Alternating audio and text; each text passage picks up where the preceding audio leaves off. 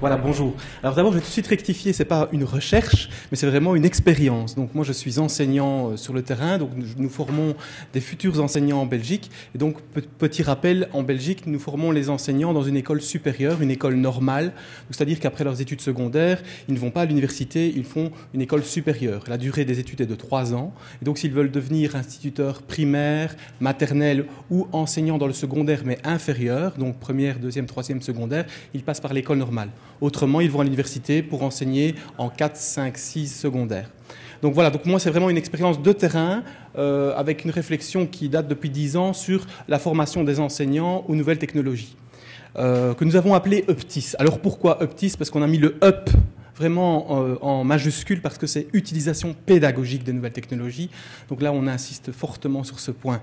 Tout d'abord, le contexte en Belgique, c'est que depuis plusieurs années, la Belgique essaye de lutter contre la fracture numérique en Belgique. Alors par rapport au Canada, évidemment, il y a un monde aussi de différence. Je ne dis pas qu'on est encore dans les cavernes, mais disons que l'équipement en Belgique dans les familles, etc., n'est pas encore aussi présent qu'ici au Canada.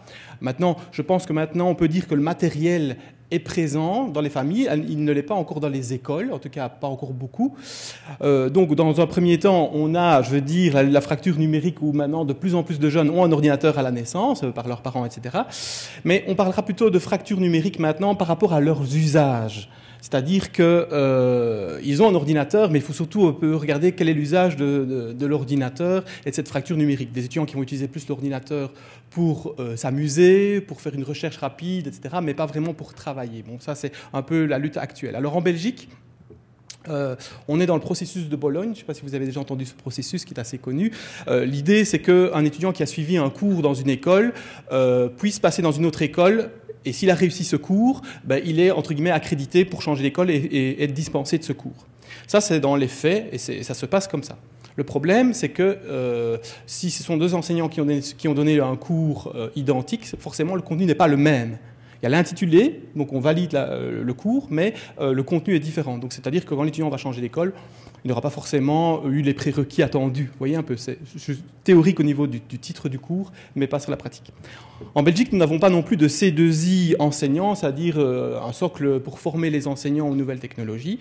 Donc j'ai envie de dire que c'est à la bonne franquette, comme on dit en Belgique, c'est-à-dire que chacun forme ses étudiants un peu comme il le semble, c'est-à-dire qu'il n'y a pas de programme sur la formation des nouvelles technologies, je dirais même dans les autres cours non plus. Donc c'est-à-dire si on a des intitulés de cours, mais le contenu, il n'y a pas un programme. Il y a un programme dans le secondaire, dans le primaire, dans le maternel, mais dans le supérieur, pour former des futurs enseignants, on n'a pas un programme.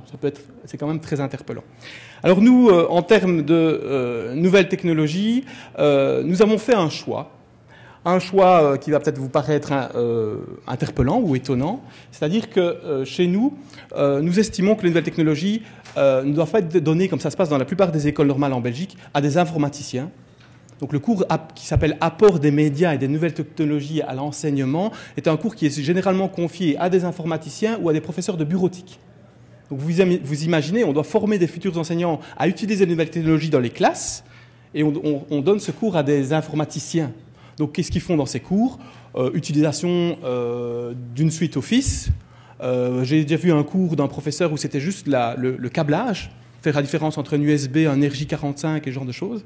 C'est vrai que ça va intéresser les futurs enseignants. Donc nous, on a décidé d'aller frapper à la direction en disant « Écoutez, ça ne peut plus durer, il faudrait que ce cours soit confié à des pédagogues. » Donc chez nous, à la haute école, tous les cours de nouvelles technologies sont confiés à des pédagogues. Donc c'est-à-dire, moi je suis pédagogue, je suis licencié en sciences de l'éducation, et donc c'est moi qui donne ce cours. Alors évidemment, les étudiants sont un peu au début pédagogues qui donnent les cours de TIC. Forcément, ça peut étonner, mais très vite, on va voir que la centration va vraiment se centrer sur les compétences à acquérir et voir un petit peu d'identifier les plus-values que les nouvelles technologies pourront apporter ou pas à l'enseignement. Le deuxième choix qu'on a porté à la Haute École Robert Schuman, c'est d'attribuer le cours à la même équipe d'enseignants. Pourquoi? Tout simplement parce que comme il n'y a pas de programme, le prof peut voir un petit peu aussi, comme bon l'entend, il se dit oh, « moi je vais voir PowerPoint », il y en a un autre qui va dire « moi je vais voir tel outil ». Vous voyez, je parle d'outils ici, ça c'est les informaticiens. Mais là, on est parti sur l'idée, c'est la même équipe. Et alors, on a mis en place un dispositif cohérent sur 2 années. C'est-à-dire qu'en première année, donc première normale, c'est-à-dire ils n'ont pas de cours de nouvelles technologies, donc pour les futurs enseignants. Mais en deuxième et en troisième année, donc, il y a un dispositif qui est assez cohérent dont je vais vous présenter. Donc, en deuxième année, vous voyez qu'on a une formation qu'on va dire technique, mais qui n'est pas totalement technique, c'est-à-dire qui est basée sur des défis. C'est-à-dire que les étudiants, c'est moi qui donne ce cours, je leur donne des défis. Ils ont des fiches défis avec différentes compétences pédagogiques et technologiques identifiées. Et ils sont autonomes, c'est-à-dire que je suis en classe, ils travaillent soit par groupe ou seuls, et ils doivent arriver au bout du défi. Alors, le premier réflexe que j'ai avec ces étudiants, qu'on dit toujours génération Y, qui sont multitâches, ils sont capables de faire plein de choses, etc. Oui, ils savent faire plein de choses. Mais moi, personnellement, par l'expérience que j'ai, ils ne savent pas distinguer un navigateur de Google, parce qu'il y a Google Chrome maintenant. Enfin, vous voyez un peu l'idée. Quand je leur demande c'est quoi ton navigateur, ils me répondent bah, c'est Google. En fait, ils sont sur Firefox et il y a Google qui est affiché sur leur page. Vous pouvez imaginer. Donc voilà, là je relativise beaucoup sur cette génération, donc ils sont des consommateurs, mais réfléchir à l'utilisation des nouvelles technologies, etc., et la connaissance approfondie des nouvelles technologies, là je ne suis pas d'accord, en tout cas nous en Belgique, de l'observation que j'en ai des étudiants. Donc des défis, et alors souvent ils ont le réflexe de m'appeler « Monsieur, j'arrive pas au défi, est-ce que vous pouvez venir m'aider ?» Alors je leur dis tout de suite non.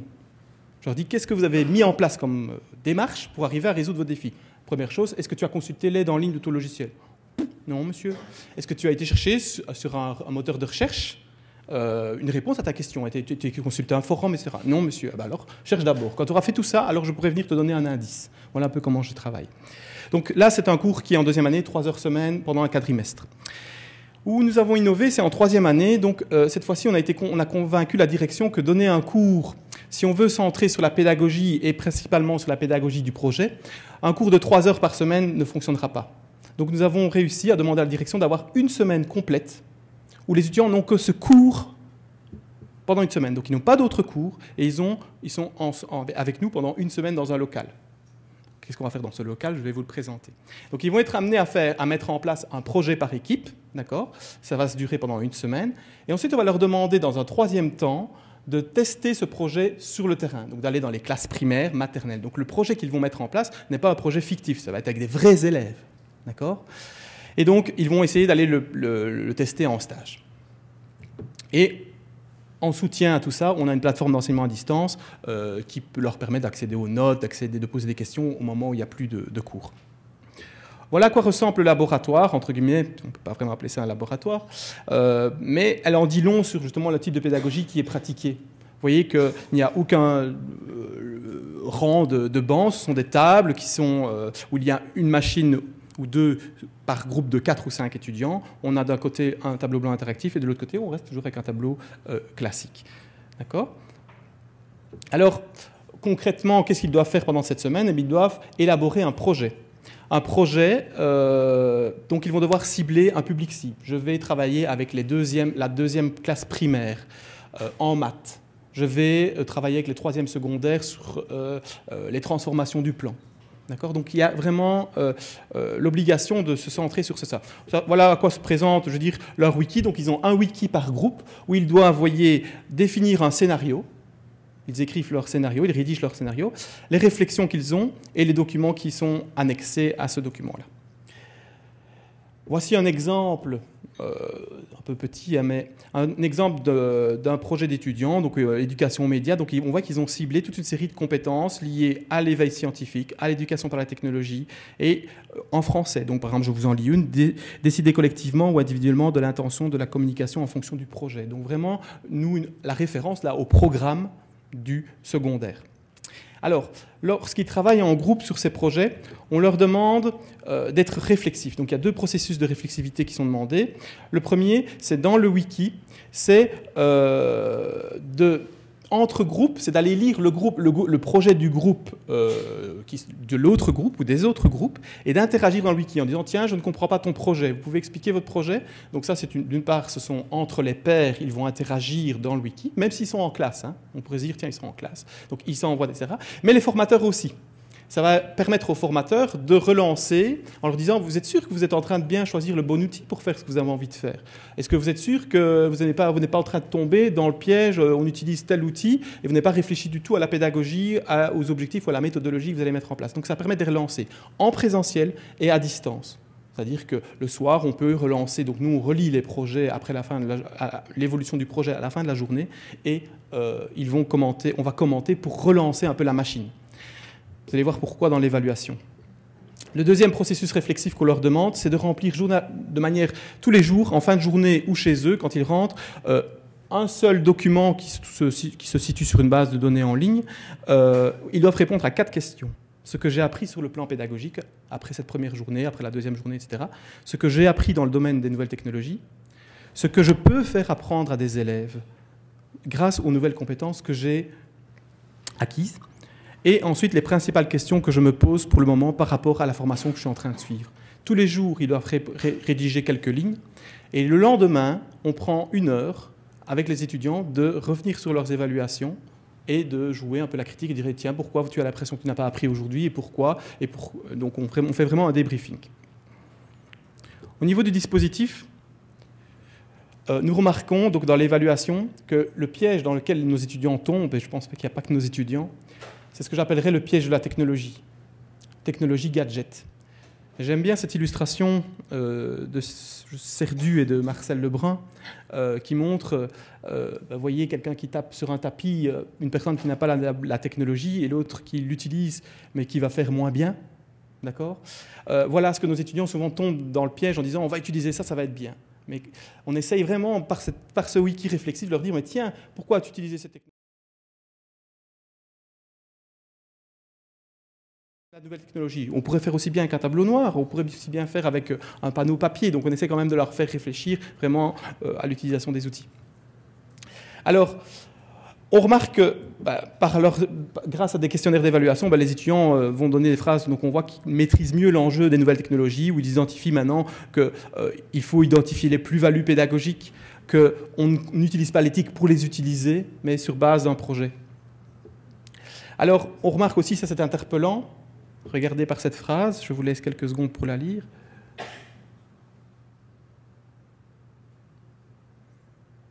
Donc nous sommes dans une formation de futurs enseignants, nous sommes en 3e année, et il y a des étudiants qui dénoncent le fait qu'on leur a parlé pendant 3 ans de la pédagogie du projet, de Freinet, etc., mais ils ne l'ont réellement jamais expérimenté en stage.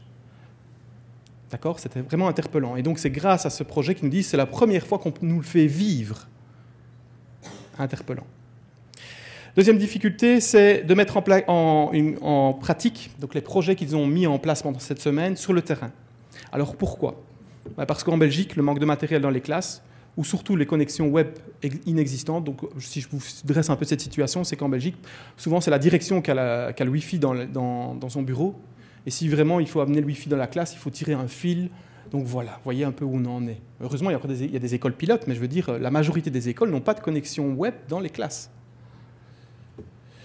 Des maîtres de stage non formés ou réfractaires à l'usage d'éthique. Donc moi j'entendais M. Kersanti qui disait 85% des enseignants ici en Canada utilisent ces nouvelles technologies, etc.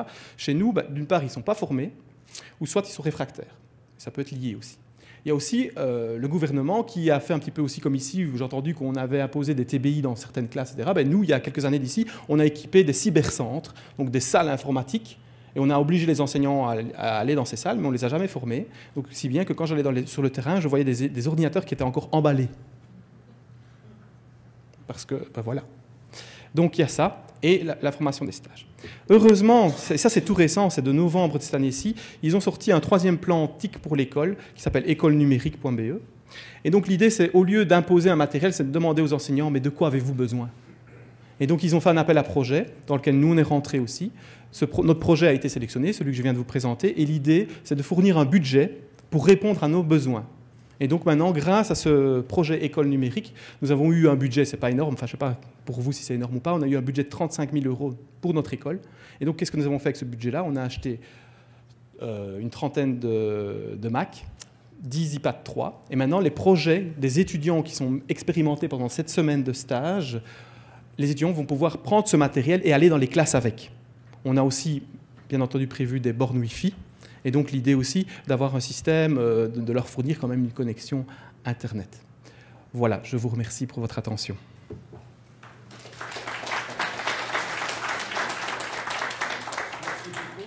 C'était hyper riche, cette expérience. On passe à on a quand même 5 minutes de questions, on passe à la question. Mais avant qu'on pose des questions, j'aimerais que vous donniez le micro pour répondre à la question. Mais vous pouvez gérer. Oui, je crois. Juste avant.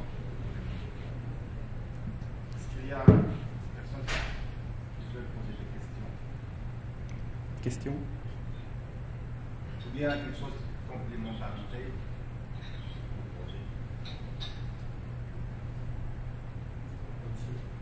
Pardon? Merci. Peut-être un tout petit point. Vraiment, ça. Juste pour essayer le micro. Alors, vous avez dit que vous alliez dans une école, vous demandiez aux gens c'est quoi les besoins qu'ils ont, et après ça, vous tentiez d'y répondre.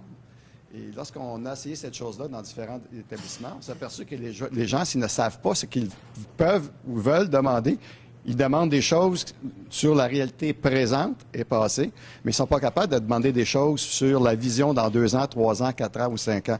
Donc, la question, c'est de savoir, quand vous avez posé cette question-là, est-ce qu'auparavant, vous aviez fait une genre de session d'information des gens sur ce qu'ils pouvaient demander? Alors là, je ne peux pas parler en termes pour le gouvernement, mais ce que je peux simplement vous préciser pour cet appel à projet, c'est que il y a eu vraiment un comité de sélection derrière. Donc, on a précisé le budget qui était entre guillemets disponible pour toutes les écoles, et c'était les meilleurs projets, je veux dire, qui ont été sélectionnés sur base de leurs projets pédagogiques et sur leur vision à long terme. Et l'idée, c'était vraiment aussi que, à travers les expériences qui vont être menées et qui sont en cours pour l'instant, de pouvoir voir comment on va pouvoir faire durer et, je veux dire, contaminer les autres enseignants. Donc ici, tout le monde a répondu aux appels à projets pour avoir du matériel, même si le projet n'était pas forcément cohérent sur le plan pédagogique, etc. On dit on va essayer, on va avoir de l'argent et on va avoir du matériel. Mais non, parce qu'il y avait vraiment un comité de sélection derrière. Là, ils ont bien joué le coup. Un comité de sélection, donc une université au niveau pédagogique. Il y a eu des responsables techniques, etc. qui ont analysé ces projets. Il y en a eu, je ne sais plus combien, je crois qu'il y a eu plus de 300 projets remis, mais il n'y en a qu'une cinquantaine qui ont été sélectionnés sur base de ces projets-là. Au niveau, donc c'est au niveau de toutes les écoles. Donc l'appel à projet a été vraiment pour les écoles primaires, les écoles maternelles, secondaires et supérieures. Et donc les écoles spéciales aussi. Hein. Donc les écoles spéciales pouvaient aussi participer à cet appel à projet en disant nous on a un projet intéressant avec des iPads pour travailler avec des enfants en difficulté, les difficultés motrices. Et ben voilà, ils pouvaient, mais il fallait qu'il y ait quelque chose derrière de cohérent. Voilà. Merci. Est-ce qu'il y a d'autres? Oui.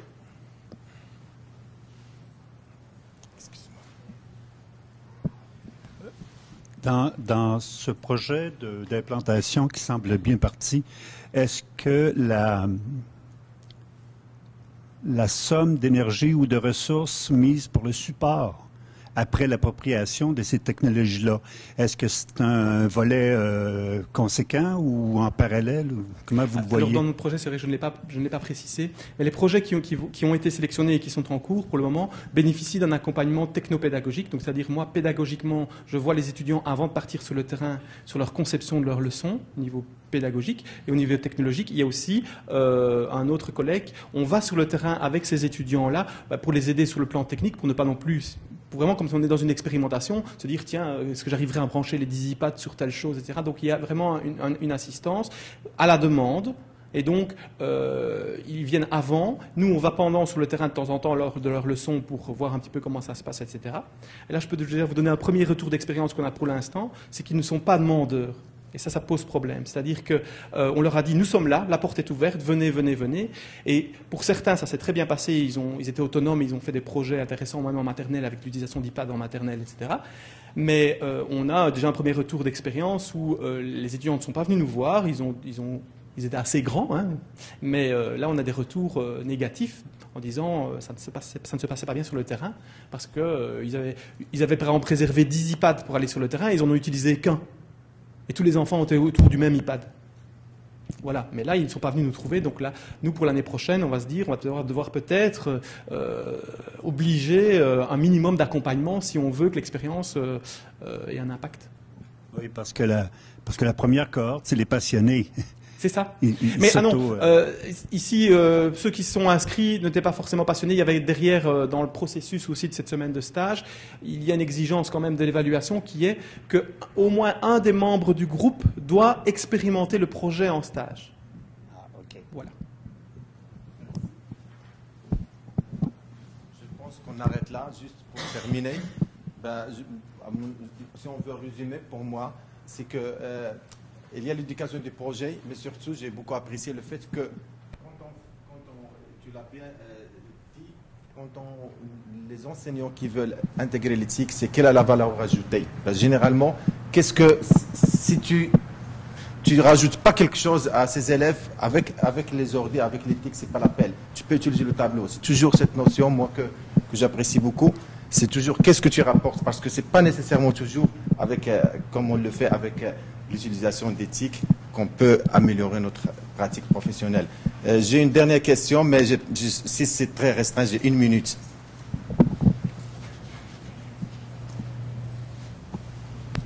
Merci. Très rapidement, vous avez dit que certains enseignants étaient réfractaires à l'usage d'éthique.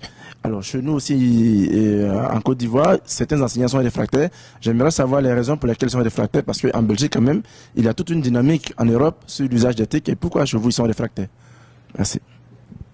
Là, je peux pas, on n'a pas fait non plus un sondage, etc. Mais pourquoi ils sont réfractaires? D'une part, parce qu'ils ne connaissent pas, parce qu'ils n'ont pas le matériel dans les classes, et parce qu'à l'époque, quand eux ont été formés, à l'école normale, on ne parlait pas autant de nouvelles technologies, etc. Donc, ils ont une expérience de terrain. Donc, si eux n'ont pas un usage de nouvelles technologies, je vais dire à la maison, de voir le potentiel qu'ils pourraient en faire, voilà, il n'y a personne dans leur formation continuée qui... Enfin, ici, il y a des formations, mais donc c'est ça qu'ils sont réfractaires. Ils voient aussi les nouvelles technologies comme des gadgets, parce qu'ils n'ont pas été formés non plus. Donc l'idée aussi de notre projet, c'est que lorsqu'un stagiaire va en stage chez le maître de stage, c'est aussi l'idée de le contaminer en se disant, voilà, il a utilisé une nouvelle technologie, ça a bien fonctionné ou ça n'a pas bien fonctionné, ça va être le risque aussi, mais de se dire, tiens, on va réussir à aussi attraper des enseignants par ce biais-là.